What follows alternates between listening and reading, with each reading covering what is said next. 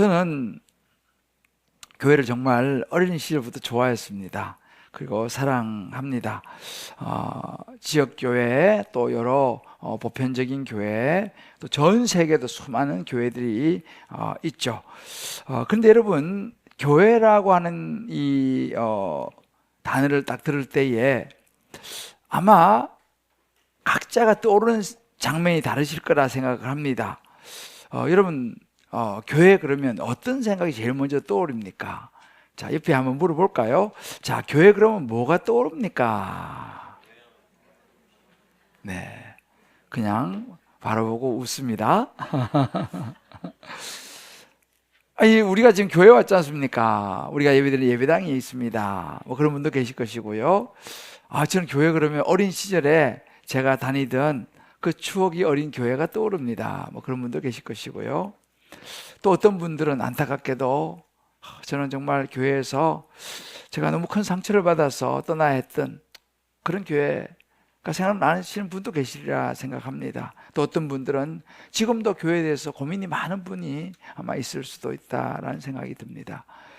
언젠가도 말씀을 드렸습니다만 저는 교회하면 떠오르는 그 책 제목이 있습니다. 필립 이안시가 쓴 나의 사랑, 나의 고민.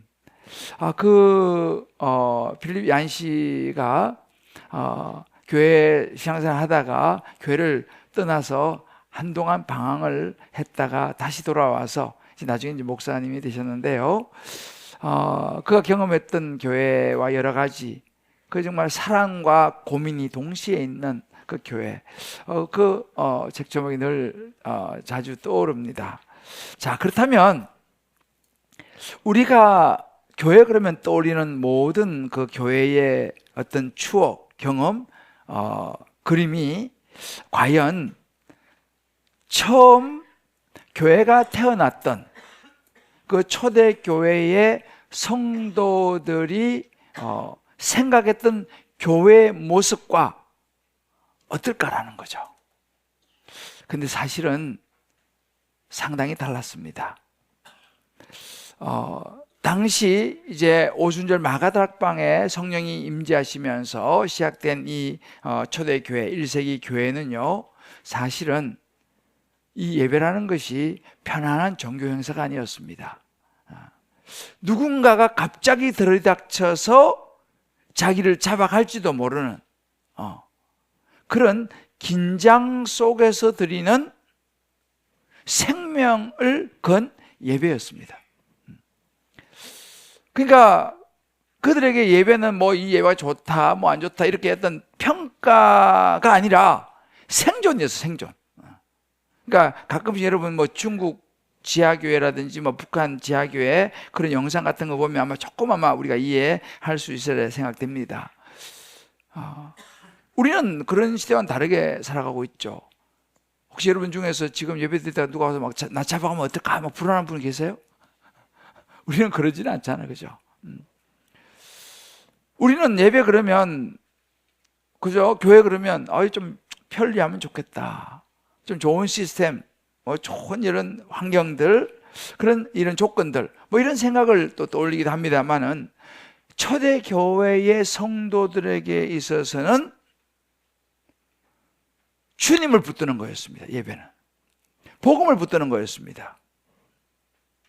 더군다나 그 성도들에게 있어서는 우리에게 익숙한 것들 있잖아요. 이런 예배당 없었습니다.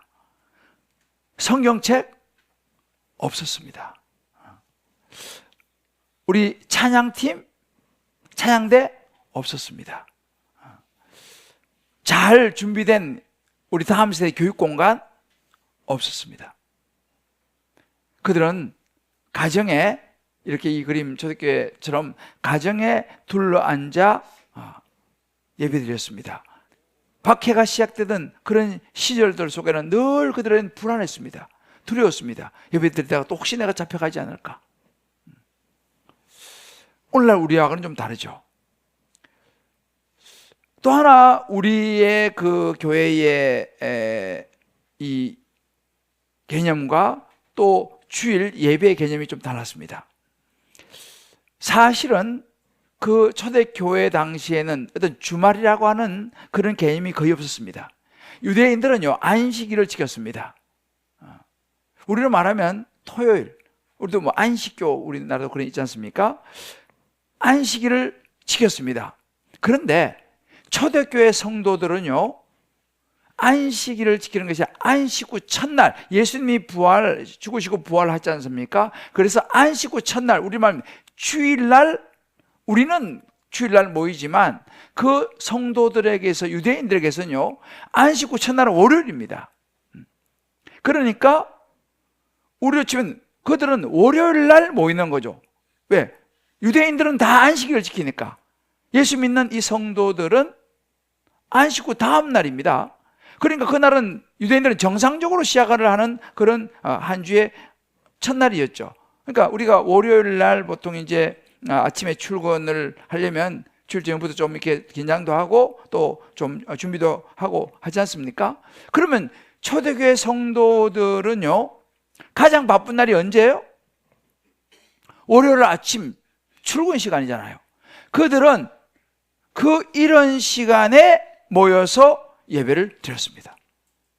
그러니까 그러니까 예배 그러면 뭐 우리처럼 주말 여유 이런 차원이 아니라 삶의 스타팅 포인트, 월요일 아침 한복판에서 예배를 드리는 것이 그들의 삶이었습니다. 그러니까 출근하는 날이니까 일 시작하기 전에 이런 새벽에 모여가지고 찬송하고 말씀 나누고 기도하고, 또 그 당시 성경이 많이 없기 때문에 시편을 누가 암송하면 그걸 나누고, 또 그 중에는 당시 예수님의 가르침을 직접 들었던 사람이 아직 살아있는 시대였으니까 그 사람들의 이야기를 또 귀로 듣고, 그러고 나서 어떻게 했습니까? 다시 흩어져서 일터로 나갔습니다.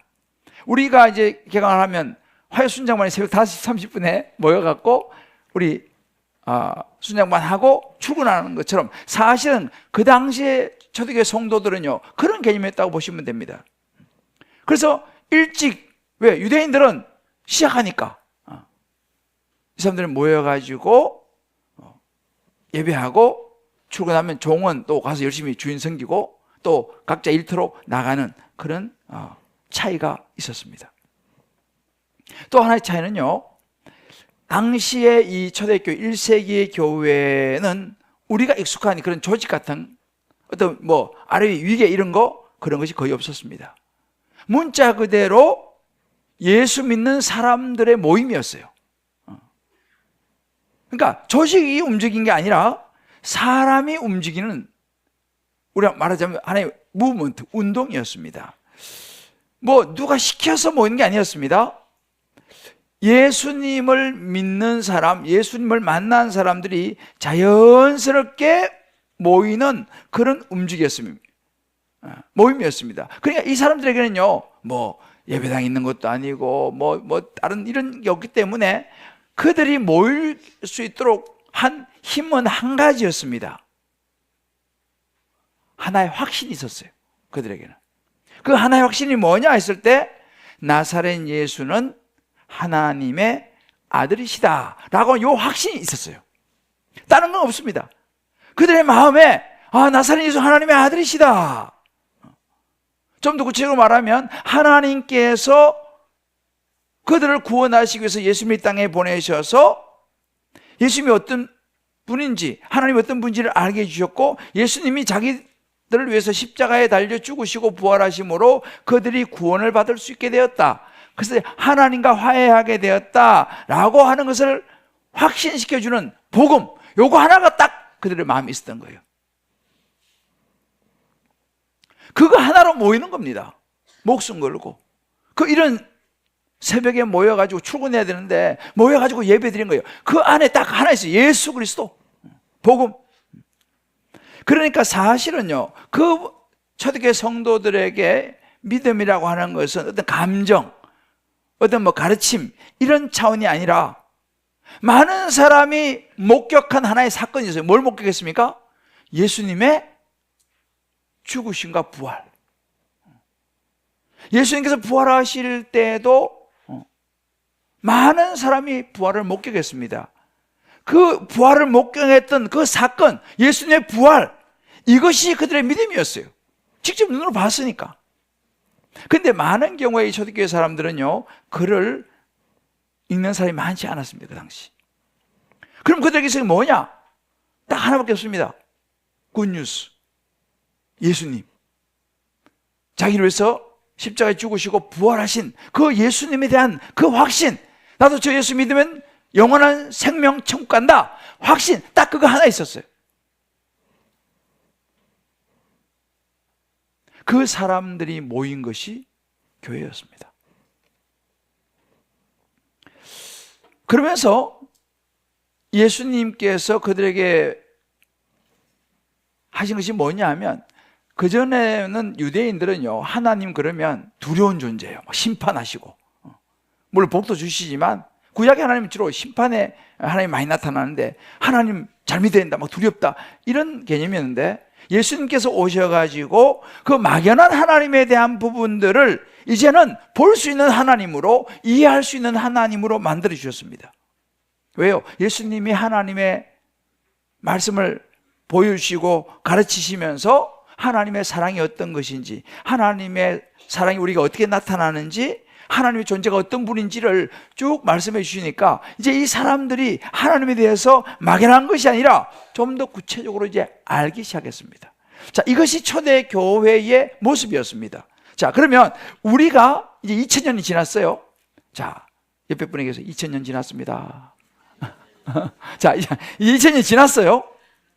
자, 그러면 우리는 어떠냐?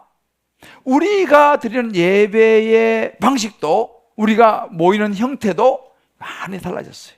이제는 우리가 이렇게 예배당도 있고, 또 뭐 안에 찬양과 여러 가지 많은 이런 것들이 예배 안에 들어왔고, 교회 안에 들어왔습니다. 근데 여러분, 아무리 세월이 많이 지나서 형태와 모습은 달라졌지만 절대로 변해서 안 되는 것이 있어요. 절대로 변해서는 안 되는 것이 있습니다. 그게 뭘까요? 예수님이 가르쳐 주신 교회의 본질, 그건 바뀌면 안 되는 거예요.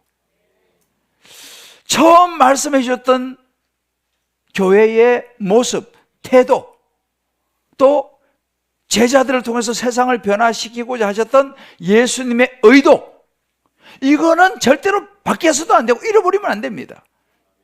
여러분 생각해 보세요. 그럼 수많은 교회가 있는데 어떤 교회가 좋은 교회입니까? 어떤 교회가 좋은 교회일까요? 뭐 모든 시스템과 모든 것이 너무나 편리하고 뭐 다 잘 되는, 그게 좋은 교회일까요? 뭐 그럴 수도 있죠. 그러나 사실은 정말 건강하고 좋은 교회는 어떤 교회인가 하면, 그 예수님이라고 하는 그 본질, 복음의 본질, 처음 교회가 시작되었던 초대교회의 모습, 그것을 유지하고 지키는 교회가 건강하고 좋은 교회인 줄 믿습니다. 자, 그렇다면 이제 여러분들은 오늘 주님 기쁨의 교회 오셨잖아요. 자, 옆에 분에게 물어보세요. 주님 기쁨의 교회는 좋은 교회 같습니까?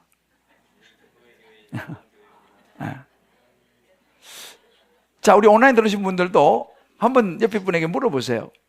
여러분, 좋은 교회 다닐 수 있게 되시기를 주의 이름으로 축복합니다. 진짜요. 저는 좋은 교회를 다녀야 된다고 생각하는 사람이에요. 좋은 교회를 다녀야 된다. 같은 값이면 건강한 교회를 다녀야 되지 않겠습니까? 그렇잖아요. 자, 그러면 좋은 교회, 건강한 교회를 저도 다니기를 원하고, 저는 저 자녀들도요, 그러기를 원해요. 좋은 교회를 다니기를 원해요. 자, 우리는 다시 물어야 합니다. 오늘 설교 제목을 자세히 들여다보시면요, 교회가 무엇인가가 아니고요, 교회는 무엇이 얻는가예요. 자, 주보해 보세요. 교회가 무엇인가가 아니고 무엇이 얻는가. 그죠? 우리는 다시 물어야 합니다. 본질이 무엇인가? 교회는 무엇이었는가? 지금 눈에 보이는 교회가 아니라 교회는 무엇이었는가? 성경이 말하는 하나님께서 이 땅에 세우신 교회는 무엇이었는가? 어떤 모습이었는가? 이 부분을 우리는 오늘 다시 물어야 되는 거죠. 자, 그 첫 번째는요, 교회는 건물이 아니라 사람이 되었다라는 것입니다. 신약 성경에서 교회로 번역된 단어가 있어요. 원래 신약 성경은 헬라어로, 그리스죠. 헬라어로 기록이 됐습니다. 헬라어의 교회라는 단어는 에클레시아라고 하는 단어입니다. 에클레시아. 원래 이 에클레시아라고 하는 단어는요, 종교적인 용어가 아닙니다. 어떤 목적을 위해서 불러 모인 어떤 사람들의 모임, 이것이 에클레시아의 의미입니다. 어떤 목적을 가지고 모인 사람들의 모임이에요. 다시 말하면 교회, 이 에클레시아라고 하는 것은 사람들의 모임, 사람의 공동체, 이것이 교회입니다. 건물이 아니었어요. 이 단어를 예수님도 사용하셨습니다.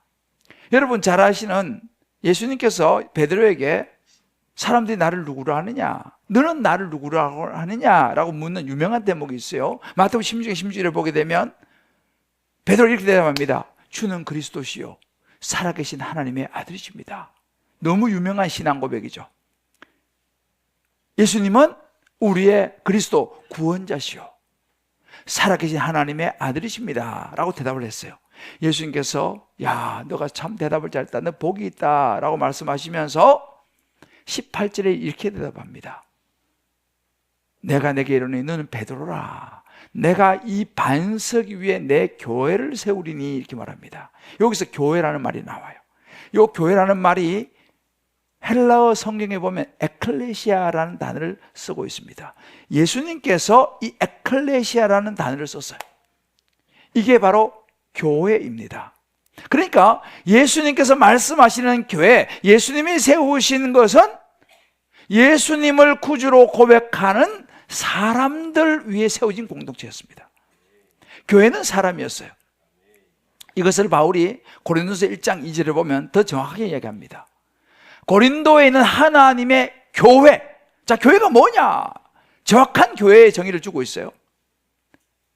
그래서 예수 안에서 거룩하여지고 성도라 부르심을 입은 자, 사람입니다. 성도라 불리워지는 사람들이 뭐라고요? 교회입니다. 또 각처에서 우리 주 곧 저희 우리 주 대신 예수 그리스도의 이름을 부르는 모든 자, 예수 이름을 부르는 자, 예수 이름을 고백하는 모든 자, 사람이 뭐예요? 교회입니다. 자, 옆에 분에게 이야기해 주세요. 당신이 교회이네요. 그죠? 여러분이 교회예요. 여러분들이 오늘 성도라, 여기서 성도, 그죠? 그러니까 하나님을 따라 하나님의 자녀가 된 사람을 성도라 그럽니다. 여러분이 다 성도잖아, 그죠? 여러분이 교회라는 거예요. 성도로 부르심을 입은, 지나가는 예수도 모르는 사람한테 성도라고 말하지 않습니다. 그죠? 예수 믿고 교회 다니는 분들을 성도라 부르잖아요. 그 사람이 교회라는 거예요. 예수 이름을 부르는 사람들이 교회입니다. 자, 그러면 이 교회의 모습은 실제적으로 어떻게 나타나느냐? 이게 이제 사도행전 2장에 보면, 오늘 우리 읽었잖아요. 이 교회의 모습이 사도행전 2장 42절로 쭉 나옵니다. 자, 같이 읽어봅시다. 시작. 그들이 사도의 가르침을 받아 서로 교제하고 떡을 떼며 오로지 기도하기를 힘쓰니라. 날마다 마음을 같이하여 성전에 모이기를 힘쓰고. 여기 그들이 누구예요? 하면 초대교회 성도들입니다. 그들의 모습, 그들이 교회였으니까. 자, 여기 교회의 모습은 가르침을 받고 서로 교제하고 또 소그룹에 나와서 서로 말씀을 다락방에 나와 나누기도 하고 때로는 밥도 먹고 같이 또 기도도 하고 또 성전에 모이기를 힘쓰고, 이런 모습이 교회의 모습이라고 성경이 가르치고 있습니다. 자, 그러면 우리 옆에 분에게 이렇게 보세요. 이런 교회의 모습이 있으세요? 자, 아마 여러분들 중에서 이 중에 나는 뭐 훈련도 받고 뭐 여러 가지 이제 적어도 난 한 가지는 있다. 손 들어보세요. 이런 모습 중에 난 하나도 있다. 아무도 없어요? 부끄러워 손 안 드는 거죠? 네, 압니다. 괜찮습니다. 자, 그런데 여러분 보세요. 사람도요, 골고루 먹어야지 건강해져요. 그죠? 건강한 교회, 건강한 성도는요, 어느 한 가지만 하는 게 아니에요. 열심히 가르침만 받는 게 아니에요. 또 교제만 하는 것도 아니에요. 떡만 떼는 것도 아니에요. 기도만 하는 것도 아니에요. 성전에 그냥 모이기만 힘쓰는 것만 아니에요. 이거를 골고루 잘하는 교회가 건강한 교회인 줄 믿습니다. 이것을 골고루 잘하는 성도가 건강한 성도인 줄 믿습니다. 그래서 어느 하나만 하시면 안 돼요. 이런 걸 골고루 잘하는 그런 교회가, 그래서 여러분 건강한 교회를 평가할 때요, 이런 요소들이 다 잘 있느냐를 보고 이 교회는 건강하구나를 평가하는 거예요. 성도도 마찬가지입니다. 골고루 이런 모습들이 나타나는 성도가 건강한 성도고 건강한 교회라는 사실이에요. 그래서 여러분 보세요. 초대교회를요, 교회 그러면 초대교회 때는요, 교회를 다니는 곳, 가는 곳이라고 말하지 않았어요. 초대교회는요, 되는 것으로 얘기했어요. 교회는 되는 것이다. 뭐가 돼요? 그런 모습을 가지는 사람들, 그게 바로 교회였습니다. 그러니까 이 사람들이니까 집이나 뭐 길이나 일터나 다 사람들이 교회였습니다. 그러니까 이렇게 모였을 때만 교회의 존재가 아니라 흩어졌어도 각자 예수를 구주로 고백하니까 그 한 사람 한 사람이 다 교회였다라는 사실입니다. 우리 한 사람한테 다 흩어져서 각자가 다 교회인 것입니다. 그런데 그게 원래 초대교회의 교회의 모습이었습니다. 그런데 지금 우리가 이제 변화가 왔어요. 시간이 변하면서 변화가 왔는데 어떤 변화가 왔느냐면요, 4세기, 여러분 잘 한 300년 정도 교회가 박해가 심했어요. 그런데 4세기 되면서 313년에 콘스탄티누스 대제가 황제가 기독교를 공인을 했습니다. 로마 황제가 기독교를 공인했어요. 인정해 줬습니다. 그러면서 이제 어떤 때 이제 자유가 온 거죠. 이제 막 숨어서 예배 안 드려도 되고 다 이제 자유롭게 모여서 예배를 드릴 수 있게 됐습니다. 그러니까 어떤 일이 생겼냐면 이제는 공식적으로 모이니까 사람들이 모이기 시작했습니다. 모이면 뭐가 필요합니까? 공간이 필요하죠. 건물이 필요합니다. 그래서 그때부터 이제 교회가 건물을 가지기 시작했고 특별한 공간을 가지기 시작했습니다. 그러면서 교회가 어떻게 생각되냐면 사람보다는 장소의 개념으로 사람들이 그때부터 생각하기 시작을 했어요. 그러면서 이제 어떻게 바뀌냐면 예수님께서 말씀하셨던 그 헬라의 에클레시아라는 단어가 당시 라틴어의 쿠리아코스라고 하는, 이것도 이 단어로 당시 헬라어의 쿠리아코스라고 하는 주님의 것이라고 하는 단어로 주로 많이 쓰기 시작했습니다. 이 주님의 그 쿠리아코스라고 하는 단어는요, 건물의 개념이 들어간 겁니다. 이 공간, 이거는 예수 믿는 사람들이 모였고 예배드리는 교회, 이 공간의 개념이 들어가고 건물의 개념이 들어가기 시작했습니다. 사람들이 모이기 시작하니까. 그러다가 이것이 이제 여러분 교회 그러면 들어보는 단어일 거예요. 키르케라는 단어가 있습니다. 이것은 복음이 이제 독일 쪽으로 이렇게 흘러갔습니다. 그래서 독일에서 이 교회를 주님의 집이라고 부르면서 건물의 개념으로 교회를 부르기 시작했어요. 독일에서도. 이게 키르케입니다. 그러다가 이것이 이제 영어권으로 오면서 우리말 처치라고 하는 단어가 생겼습니다. 그러면서 이거 역시 마찬가지로 건물의 개념이었습니다. 이런 이제 시대를 쭉 오면서 교회가 사람이라기보다는 건물의 개념으로 사람들의 인식이 많이 바뀌었습니다. 자, 그러면 여기서 이제 문제가 생기기 시작했어요. 어떤 문제가 생기기 시작했냐면 교회가 사람인데 건물이 되기 시작하면서 이 교회를 지배하는 이 지도자층 있잖아요. 그죠?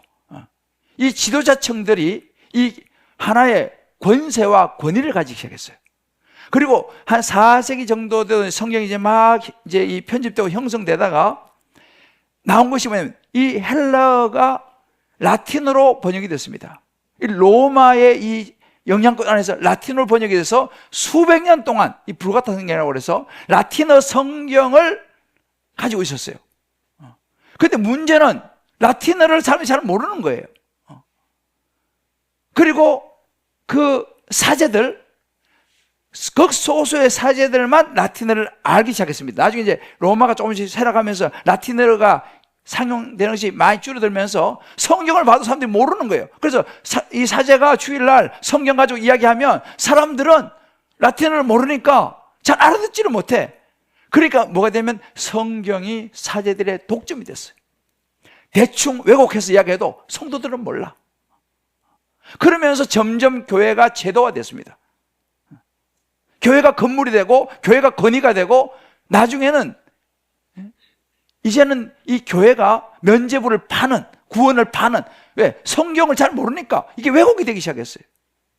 그래서 종교개혁이 일어나기 시작했고, 그런 여러 가지 과정 속에서 사실은 이 교회의 개념의 문제를 제기하는 것이 누구냐면 윌리엄 틴데이라고 들어보셨을 거예요. 영국 가면 캠브리지에 틴데이 하우스가 있어요.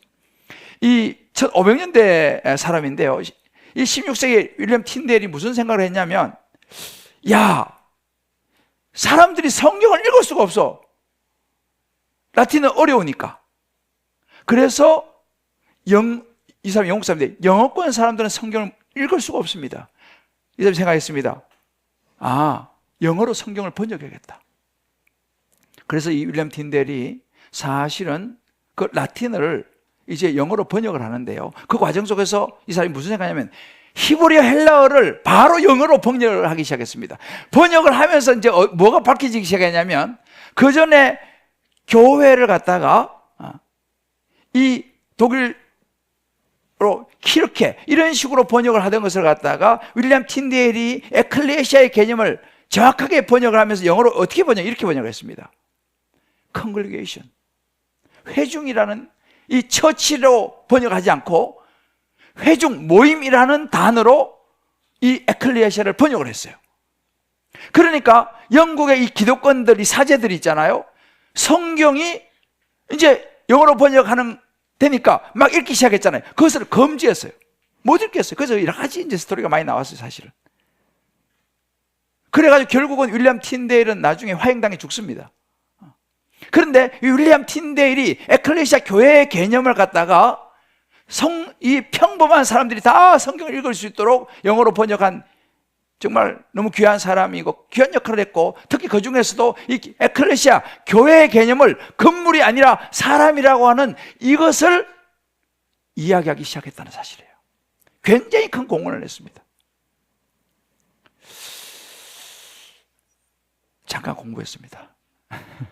근데 이것도 아셔야 돼요. 이렇게 해서 사실은 교회가 개념이 에클레시아가 이런 빌딩, 이런 건물이 아니라 예수를 구주로 고백하는 사람이 원래 교회였다는 사실이에요. 그래서 성경이 보면 고린도서 3장 16절에 이런 이야기를 합니다. 너희는 너희가 하나님의 성전인 것과, 우리가 성전이라는 거예요. 왜? 예수를 구주로 고백하고 예수님을 마음에 붙들고 있는 우리가 성전, 우리가 에클레시아예요. 우리가 성전이에요. 하나님의 성령이 너희 안에 성전이니까 성령이 계시죠? 알지 못하느냐? 다시 말하면 우리는 걸어다니는 뭐예요? 성전입니다. 자, 옆에 분에 이야기해 주세요. 우리가 걸어다니는 성전입니다. 우리가 걸어다니는 교회입니다. 자, 보세요. 우리가 걸어다니는 교회예요. 근데 문제는 우리가 걸어다니는 교회라고 하는 이 사실을 우리가 모르고 잊어버리기 시작하면서 많은 문제가 생기기 시작했어요. 많은 문제가 생기기 시작했어요. 어떤 문제가 생길까요? 교회인 우리가 함부로 행동하기 시작했어요. 함부로 말하기 시작했습니다. 그러면 오늘날 우리가 사는 사람, 교회가 요즘 욕을 많이 먹고 있잖아요. 그죠? 교회가 이런저런 욕을 많이 먹고 있습니다. 자, 왜 그럴까? 내가 교회라는 사실을 모르고 혹은 잊어버리고 내 마음대로 행동을 해버리니까. 원래 교회는, 원래 예수님의 가르침은 그게 아닌데 우리가 그렇게 행동해버리니까 교회가 이상하게 보여지기 시작했다는 사실입니다. 우리가 그래서 사실 이 설교를 제가 다시 하는 겁니다. 다시 물어야 됩니다. 교회는 무엇이었는가? 지금 우리가 교회 생각하는 교회는 무엇인가? 우리는 다시 물어야 되는 거죠. 그래서 여러분, 교회라고 하는 것은요, 이렇게 단지 우리가 모이는 것이 아니라 사실은 예수님을 보여주는 사람들이 교회예요. 예수님을 보여주는 사람. 그러면 예수님을 뭘 통해서? 우리가 살아가는 삶의 방식을 통해서 예수님을 보여줘야 됩니다. 이게 교회입니다. 그래서 여러분, 교회가 건물이 아니라 사람이라고 그랬지 않습니까? 자, 그럼 여기서 질문이 나오는 것입니다. 우리가 교회인데, 그러면 교회인 나는 어떻게 살아야 되냐, 이 말이죠. 교회인 나는 어떻게 살아야 되느냐. 이게 우리가 초대교회 성도들은 어떻게 살았느냐, 그걸 보면서 우리가 어떻게 살아야 되느냐를 생각해 봐야 되는 거예요. 이게 두 번째입니다. 자, 같이 읽어봅시다. 시작. 교회답게 살아가도록 부름받은 사람이다. 우린 교회답게 살아가야 돼요. 왜? 우리가 교회니까. 교회니까 교회답게 살아가야죠. 그렇게 살아가도록 우리를 하나님이 불렀어요. 그래서 예수 믿게 만들었습니다. 이게 교회입니다. 근데 여러분 보세요. 사도행전 2장에서는 교회의 모습을 보여줬지 않습니까? 서로 가르침을 받고 교제하고 떡을 떼고 기도하기를 힘쓰고 성전에 모이기를 힘쓰고, 이게 이제 교회의 모습인데, 그 교회의 모습을 초대교회 성도들이 잘 해가지고 무슨 일이 일어났는지 아세요? 47절에 보면 이렇게 나옵니다. 하나님을 찬미하며 온 백성에게 뭘 받았어요? 칭찬을 받았어요. 그랬더니만 무슨 일이 났습니까? 구원받는 사람을 날마다 더하게 하셨어요. 구원받는 사람이 늘어났습니다. 자, 보세요. 왜 당시에 교회의 모습으로 살아갔던 그 어려운 박해와 핍박 속에서 목숨 걸고 모여서 예배드렸던 그 교회의 모습, 그 성도들의 모습, 그 모습 때문에 사람들이 칭찬을 하고, 나도 그 예수 믿어봐야겠다 라고 사람들이, 믿는 사람들이 늘어났단 말이죠. 날마다 늘어났단 말이죠. 자, 그러면 그때 예수 믿는 사람들이 뭐 보고 늘어났겠습니까? 그들에게 뭐 프로그램이 있었습니까? 멋진 찬양대가 있었습니까? 뭐 멋진 세션이 있었습니까? 그거 아니었다는 거예요. 그거 없었으니까. 바로 교회인 초대교회의 성도들의 삶이었습니다. 그들의 살아가는 삶이었습니다. 서로를 향하여 외면하지 않고 필요에 따라 재산도 나눠주고 마음을 같이 하고, 말로만 하는 것이 아니라 실제로 그들이 관계 속에서 초대교회 성도들이 떡을 떼고 교제하고 기도하고, 그런 모습 속에서 사람들이 예수 믿는 건 저런 거구나, 참 저 사람들 참 좋은 사람들이구나 라고 칭송을 했고, 그럼 나도 예수 믿어야겠다라는 사람들이 늘어났다라는 사실입니다. 쉽게 말하면 초대교회 성도들을 보면서 그 사람들이 누굴 봤어요? 예수를 봤어요. 그리고 예수를 믿게 되었습니다. 자, 이것이 교회의 모습이었습니다. 이것이 교회였습니다. 자, 그러면 오늘날 저와 여러분이 살아가는 이 21세기 이 시대 속에서 우리는 어떠냐는 거죠. 요즘 여러분들 알다시피 참, 저도 목사로 참 마음이 많이 아프고 하지만, 사람들이 교회에서 많이 떠나가고 있어요. 지금 우리 교회가, 우리 한국 교회도 한때는 뭐 1200만 그러는데, 지금은 이제 한 500만 정도 이야기합니다. 어떤 분은 400만 이야기하는 사람. 그 사람이 다 어디 갔을까요? 많은 사람들이 요즘은 또 코로나를 또 기점으로 해서 또 많은 분들이 그냥 이제 교회를 안 나가고 자기 혼자 생활을 하는 사람도 200만에 달한다고 합니다. 자, 그러면 그분들이 어떤 이야기를 주로 할까요? 이런 이야기를 주로 하는 경향이 많습니다. 저는 예수님은 좋은데 글쎄 교회는 저 잘 모르겠어요. 난 예수 믿고, 하나님 믿고 하는 거는 좋은데, 교회에 상처가 있어요. 교회만 생각하면 마음이 별로 안 좋아요. 이런 얘기를 합니다. 그래서 저는 교회를 가지 않습니다. 저는 그냥 혼자 그냥 신앙생활 합니다. 자, 여러분, 이런 이야기가 제법 많습니다. 교회 안에서 상처를 너무 많이 받았어요. 그래서 저는 교회 가지 않습니다. 자, 뭐가 문제일까요? 교회의 몸된 예수 그리스도의 복음은 문제가 없어요. 그러나 저 같은 목사로부터 시작해가지고 이 예수 믿는 사람으로 살아내야 하는 우리의 삶이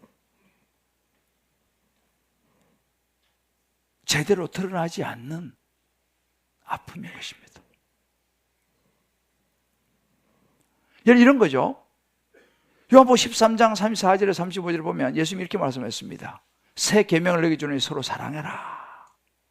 내가 너희를 사랑하지 너희도 서로 사랑해라. 너희가 서로 사랑하면 그거를 보고 모든 사람이 너희가 내 제자인 줄 알게 될 것이다. 예수님 이렇게 말씀했어요. 자, 그러면 우리가 예수님의 말씀을 따라 살아가는 건강한 교회라면 서로 사랑해야 하거든요. 그럼 우리가 사랑하는 모습을 보고 사람들이 와, 나도 그 예수 믿고 싶다. 나도 정말 진짜 저 사람 예수 믿는 사람이야. 그런 마음을 가져야 되는데 저를 비롯해서 우리가 과연 세상에 그런 참된 좋은 교회의 모습을 보여주고 있느냐라는 거예요. 생각보다 오늘날 교회 안에 상처가 참 많습니다. 교회 안에 이런저런 판단이 너무너무 많습니다. 정죄도 너무 많고요. 여러 가지 일들이 많습니다. 그래서 사람들이 말합니다. 진짜 이곳에 예수님이 있습니까? 결국은 우리가 있지 않습니까? 말이 아니고요. 우리의 삶입니다. 우리의 태도입니다. 우리의 시선인 거예요. 우리 말투인 거예요. 우리가 교회의 얼굴이에요. 우리가 교회니까. 그래서 교회가 프로그램이 아닙니다, 여러분들. 저를 비롯해서 정말 계속 전도하는데 아직도 안 따라오는 남편들이 있다면 우리 자신이 내가 정말 건강한 교회의 모습인가를 생각해 봐야 돼. 내가 정말 건강한 교회의 모습인가 생각해 봐야 돼요. 내가 정말 건강한 목사의 모습인가? 저도 참 고민이 많아요. 내가 좋은 모습을 보여줘갖고 사람들이 정말 예수 막 가까이 와야 되는데 어떨 때는 아닌 것 같아 보면 내가 힘든 거예요. 내가 정말. 우리 보통 말하죠. 아이, 목사님, 저는 그냥 성도이잖아요. 저는요, 성도요. 목사님, 그래도 목사님, 저는 성도잖아요. 여러분, 잘 기억하세요. 성경은요, 그렇게 말하지 않습니다. 성경은 목사냐, 성도냐, 장로냐, 권사냐, 집사냐, 그렇게 말하지 않고, 너희는 하나님의 성전이다 그래요. 너희는 하나님의 성전이라는 거예요. 성도도 교회고, 성도도 성전이고, 목사도 교회고, 목사도 성전인 거예요. 거기에 차별이 없어요. 주님 말해요. 너희는 세상의 빛이라는 거예요. 여러분, 이것이 부담 주는 이야기 아니면 우리의 정체성인 것을 알아야 돼요. 우리의 정체성이에요. 내가 교회라는 것입니다. 어디에 있든 뭘 하든 간에 나는 예수님을 드러내는 에클레시아, 교회다. 자, 옆에 분 다시 한번 얘기해주세요. 우리가 에클레시아 교회입니다. 네. 사람들은 우리 보고요, 예수님을 오해할 수도 있고요. 예수 믿을 수도 있어요. 그러니까 우리가 교회 안에서만 예수 믿는 사람으로 살아서는 안 돼요. 집에 가서 남편들한테 잘해야 돼요. 우리 부인들 정말 마치 자기는 거룩한 사람인처럼, 남편의 속물인 것처럼, 특히 교회만 갔다 오면, 기도회만 갔다 오면 막 갑자기 사탄아 물러가라 막. 그러면 안 돼요. 잊어버리지 마세요. 내가 교회다. 내 옆에 있는 사람은 나를 보고 예수님을 본다. 꼭 기억하셔야 돼요. 그래서 교회는 사실은 완벽한 사람들이 모인 곳은 아니에요. 우리가 연약함 있죠. 부족함이 있죠. 그래도 불구하고 예수님을 따라가는 사람들이 모인 곳이 교회입니다. 예수님께서 뭐라고 했어요? 너 항상 오라 이렇게 말하지 않아요. 나를 따르라 그래요. 그죠? 예수님 마지막에 나를 따르랍니다. 뭘 따릅니까? 예수님께서 말씀하시고 보여주신 삶을 따라가는 거죠. 이제 우리가 선택해야 되는 거죠. 결단해야 되는 것입니다. 자, 나는 어떤 말투로 살아갈 것이냐? 내 남편한테 어떻게 할 것이냐? 내 부인한테 어떻게 할 것이냐? 내 자녀에게 어떻게 할 것이냐? 우리 부모에게 나는 어떻게 될 것이냐? 왜? 내가 교회니까.